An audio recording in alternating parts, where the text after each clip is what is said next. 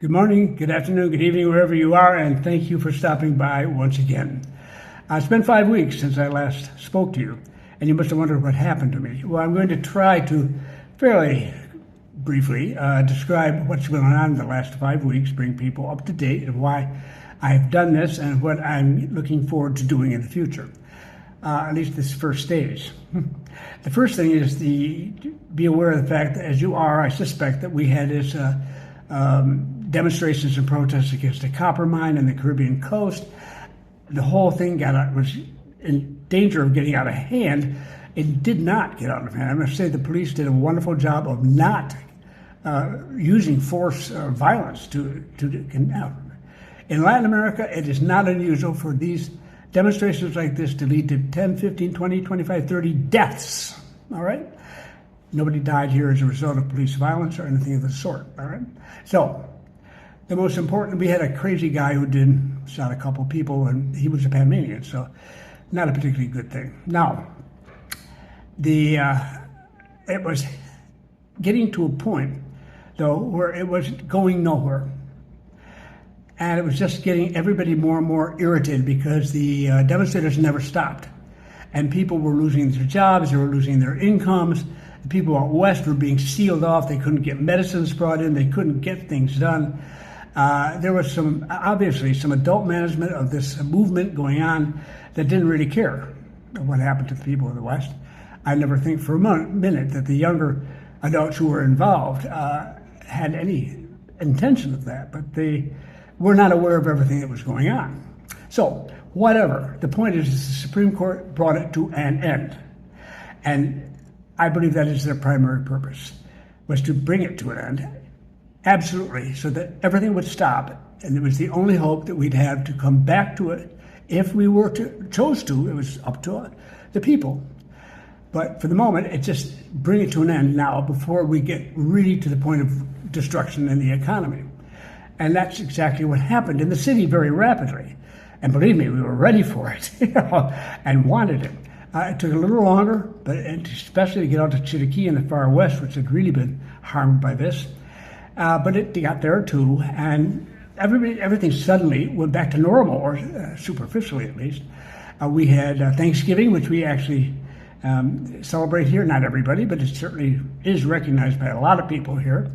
And then that was followed in very early part of December. We have Panama's version of Mother's Day, which is a very, very big holiday here that involves gifts and all sorts of things. That was followed by Hanukkah, and then that was followed by the Christmas season, and then that was followed by New Year's, and here we are. All right. So during that period, it was as if we'd come out of COVID, you know? And everybody's running around trying to pick up where they left off and get things back again. I'm happy to say, too, that a lot of effort, and I mean a lot of effort, more than most people know, is going on, has been going on now for some time, saying, what are we going to do about this in the long run? How about the economy? I mean, people are taking this very seriously, and I'm not even going to begin to try to go through all the detail. But we've had all sorts of important gatherings and groups and people of all different sorts of backgrounds coming in. We're looking, not just tourism, which everyone said we have to increase tourism. Well, you don't just put out a call saying, tourists, please come here. It doesn't work that way, not that quickly. But it's much more serious things. That semiconductor, that whole process of creation and shipping and distribution of semiconductors, part of the supply chain from Asia, that now Panama is hoping to have a role in. And there is a reason to think so. It's really possible. And as a result, I think it's a 2.5 hour long video up, if you want it. It's all in Spanish, where they're sitting and they're having a gathering on the whole topic, people giving presentations and what to do. I've not seen so much activity in a while, but it is not a surprise. It would have been 10 or 15 years ago, but not now. This country is going into a new stage, and this is all part of something that I think just had to happen. Things are coming together. In the long run, this is going to make us stronger. I feel that very, very much so. But there's a lot more to go ahead, and nothing is final. So keep that in mind. And this whole question of mining and everything else is going to be there for a while. No getting around that. But that's where we stand at the moment. Now, the other item, of course, very important to us is the Panama Canal itself. And the water just ain't there, folks. I will put what I did a couple of months ago, which is the web page up. It's a very simple web page, been up forever, from the Panama Canal Authority and earlier the Army Corps of Engineers, when the U.S. was still operating it, which gives the situation with the two reservoirs that provide water to the canal. One of them is Alajuela, is very small. It's very deep, but it's very small. It can't possibly handle the needs. The other is Gatun, which is built for this very reason, and where the levels are very low now, the water levels, very low, and that's where we have the problem. That's why we can't do 38 passages every day, and it's gone down to 20 as of, I think it was in November. December, through December. Now we were supposed to, we're 22, that's right, 22. We were going to go down to 20 in January and February. Instead, we're going up to 24 in those 2 months. Does that mean we've taken a great turnaround at Lake Gatun as we had a lot of rain? Well, we did have some in November that was more so than had been expected, but it wasn't nowhere near enough to do it. What happens now, though, if you look at the link, I'll put it down below, to see what the depths of the two reservoirs are, you keep in mind that the one on the right, which is the deepest one, is also a small one. That's Alajuela. If you look at it, you'll see that it's near the critical red stage and the dial that describes where the level is compared to where it should be. And it's almost full. It's almost too much. So that will be used to help, it is now used to help this month and next month at least, to raise these passages to at least 24 to keep things rolling. As far as Gatun is concerned, which is where the oil action is, that's the one that has to go up if we're going to be able to get anywhere near back to where we were. It has risen since I first pointed this out to people, but nowhere near enough, as you can see from the dial there, where they're much closer to the other end, the other red section. But it has risen. It's not. All I can say is that we still remain very much in need of a good rainy season coming down in the future. We aren't going to know for a couple months at least. The current predictions is that it's going to stay bad until into June. That's going to be hard. We can survive it, but it's going to be very difficult. If it does that, then we really got to have a great rainy season, let me tell you. However, I want to point out, too, that that's not written in granite or anything of that sort. As a rule, the canal and the government tends to be somewhat conservative in these things, so not get people's hopes up too quickly. By the same token, they're being realistic because it very possibly couldn't last that long. However, I've read some stuff, and Bloomberg had an article on it, which I thought was poorly written, but anyhow, didn't tell us anything new, but left the impression that, maybe this is the end of the canal. It'll never come back. Everybody relax a little minute here. We have our rainy seasons, we have our dry seasons. This dry season is way worse than the ones we've had before. The rainy season was way worse than those we've had before. It was the worst El Nino situation we've had as far as I know, in the history of the canal. So everything is at an extreme, there's no question there. But what we do know is that it can shift back and forth. La Nina follows El Nino, and we will see what it has to offer in times to come. I'm hoping that there will at least be enough of a return to something close to a normal rainy season, that although we're not through it entirely, that we're able to raise the number of passages substantially above where they are now, if not back to the original total of 38. I mean, I think we should be very grateful if we can get back. Meantime, the much delayed activity about getting a new reservoir built, well, now they're trying to push it hard. It's going to be very difficult to do that suddenly and quickly. So we need to be very careful in our use of water and also hope that we have a decent rainy season coming down the road. I'll leave it at that. It's just there, and it changes a little bit all the time. I just keep an eye on it every once in a while. That page is updated with the levels at the two lakes all the time, so you can always go in and take a look and see where it stands. You want to keep track of it, you're welcome to. So, any event, that's where it stands. And at least we are increasing activity a little bit.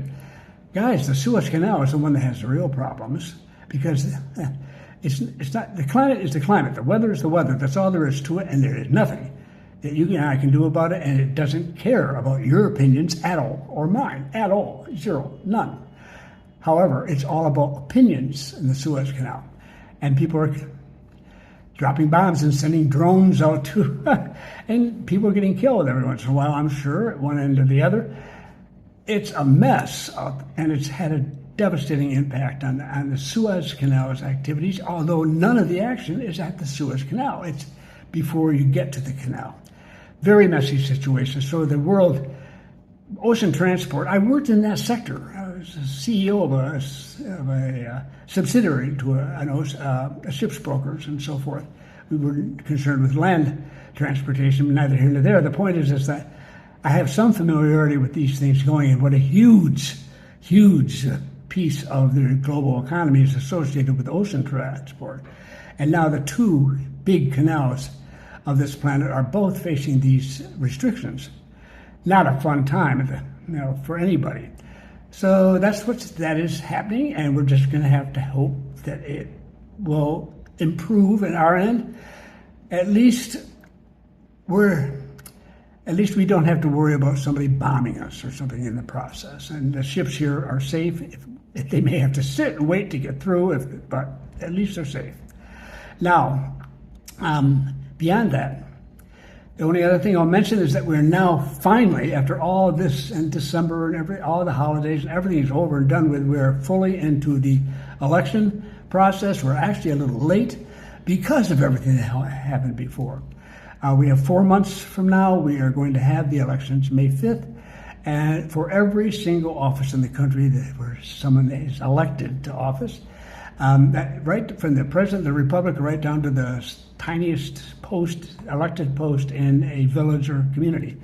We have currently over 7,000 candidates for all these positions in this little tiny country. It's sort of like everybody has at least a cousin who's running for something.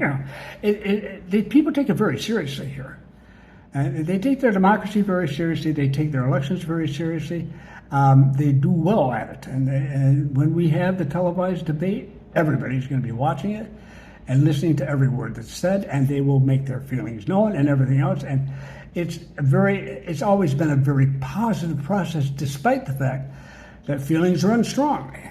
And we'll have an election. It should go peacefully, and we will have a new president, a new National Assembly, and everything else. And we will see where we stand at that point. But it's going to be wild and crazy, and lots of differing opinions, and everybody's viewpoint is expressed by one candidate or another that's running up there. We have, 8 running for the presidency? Maybe 5 of them actually have a shot at it. But whatever, all will become clear eventually, and rapidly. But it's going to be busy for that respect.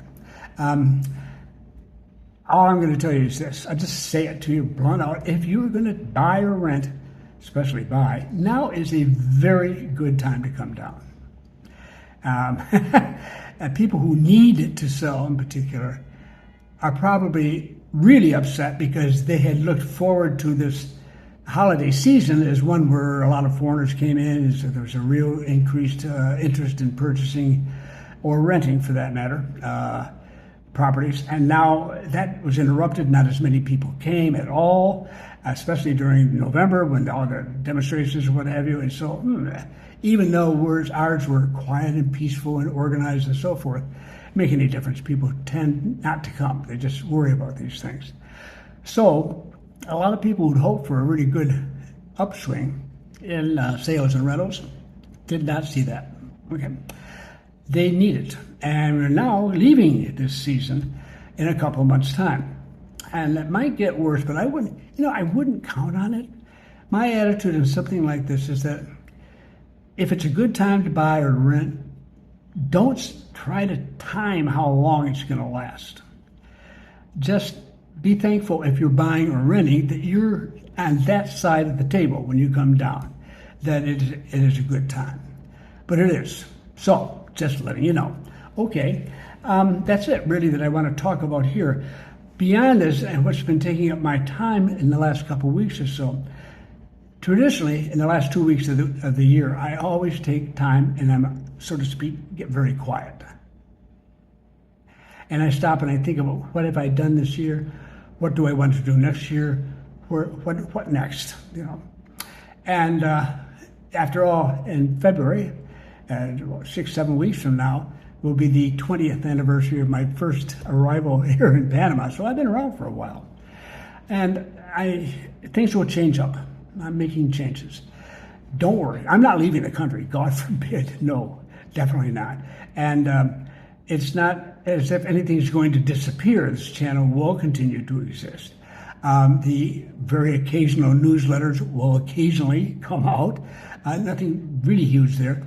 The Retirement Wave site really needs work because I sort of neglected it. I got a few things up there. I'm reconsidering how to use it and whatever. That will become clear. It's not the highest priority. PanamaWave.com, which is the site, has been totally dedicated to you. From Maurice Berlinguer and myself, who he is a real estate broker here of great honesty and great reputation, and a really fine gentleman. And we have been helping people, try to make a big deal out of it. I don't push it, I don't promote it, but we have helped people find places to buy and places to rent, and quite successfully. Obviously, not a lot of people during November in the area and so on, but still, it was dedicated to that. That's fine, but that's not really its purpose.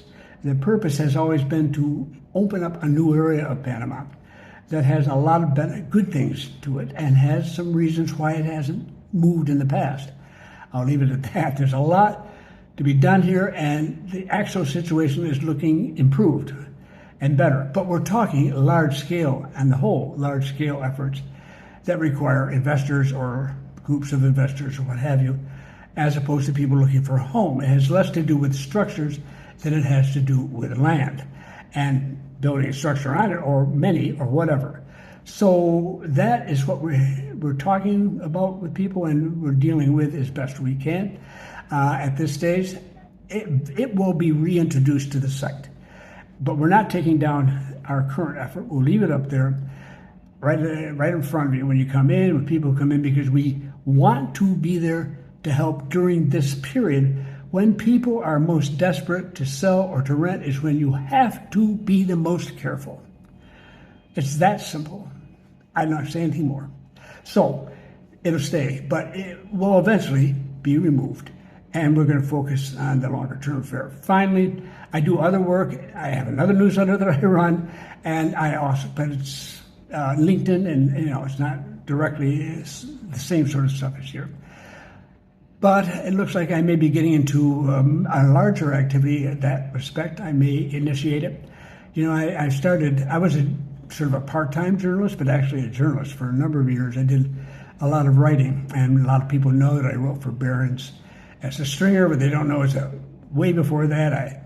I started out really with a paper on an international conference on relocation and investment, global investment, in the year 2000. I was sponsored by the London Stock Exchange, and I was the only person invited who, at the time, I was the head of a nonprofit organization, and I had ideas, concepts about how nonprofits could be helpful to for-profits and vice versa without either one having to compromise their basic mission. And that was an unusual thing, and I had written about that. It was my very first article at Barron's. And as a result, I got asked if I would prepare a paper. I did, and that got started. That led to more, and eventually to an editorial at Barron's and so forth. But I also was writing it for those of you who read these sites. A few of you might remember vaguely one called Minionville.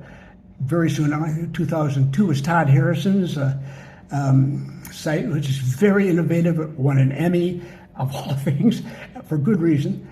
It had a lot of services. He had a really, really bright idea, but he was way too sophisticated and too far out in front, in a sense. And he was just consuming his time. And so he has moved on to other things. He's very successful, and he's still hard at work. But Minionville itself, he took it out when it was at a peak point, and that was probably as good a thing to do as anyone can in the business. And at that same time, another site, which many of you may be familiar with, it's still very much operational today. Originally, there was only one of them, and it was simply called Business Insider.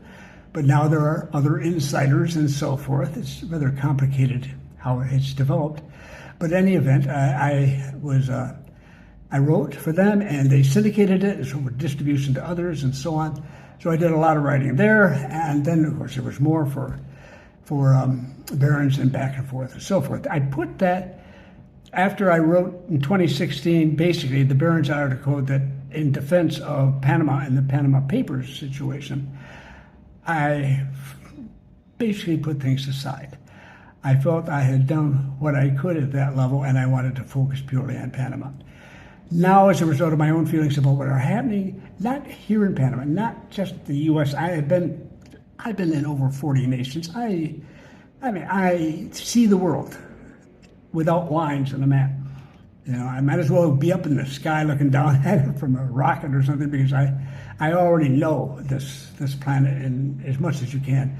Before there were digital nomads, I guess I was an analog nomad, but I wasn't really a nomad. Wherever I went, I worked, and I worked all over the world. And in many instances, settled down and lived for a couple of years for the sake of the work. So I have a terrific background in this. And I've not stopped. Being here has not stopped me from doing that. I'm still doing it in a different style. So I think we live at the most exciting and positive moment in the history of humankind. I think we are moving into a really good time ahead of us. And don't try to assume what I'm thinking of here. Don't worry about it. I'll talk about it sometime, but I'm not talking about specifics. I'm talking about people opening up and doing things of their own accord because they want to, not because they're told to. I will talk more about that. I want to address these things. I want to see us take advantage of all sorts of opportunities that are coming up, and to get out of this negativity that people are in and this hatred that they throw at each other because they're scared. They don't know what the future holds, and it's going to be artificial intelligence or some robots running around taking my job, and all sorts of stuff like that. There's a lot coming in tech-wise that are all tools. The question is, what can we build? Not what can we destroy? And too many people now are focused on destruction, as far as I'm concerned. And in the process, they're losing their lives, and their children's and their grandchildren's lives are in danger, because we could screw this up terribly. And yet I see it from a very different viewpoint, which we get through this, and then we're on to something far greater, and not something it's easy to describe, and it's not a simple solution. And really, it would be a little different for each one of us, and it's respect for the individual takes, above all, a key element. That I will be working on. And if I choose to move forward, and that's the real thing that's keeping me busy now, making up my mind, if I move on that, I'll share it with you. It's not about Panama specifically, but I'll just let you know it's nothing secret. I'm not ashamed or anything of the sort. And it's not a political site for some party or person or anything else. And it certainly isn't just American. It's, as I always said here, this is not an American website. This is for anybody and everybody, anywhere who's interested. And likewise, anything I do in the future will be the same way. So all that has led to this. And today I'm glad to be back to talk to you again. I will be back as soon as I think I am ready to describe a little better what I plan for the future. And as ever, with an update on what's going on in Panama. Thank you so much for stopping by. I really do appreciate it, and especially your patience. Now we'll see if anybody remembers me and shows up. Who knows? Maybe I'll see you next time.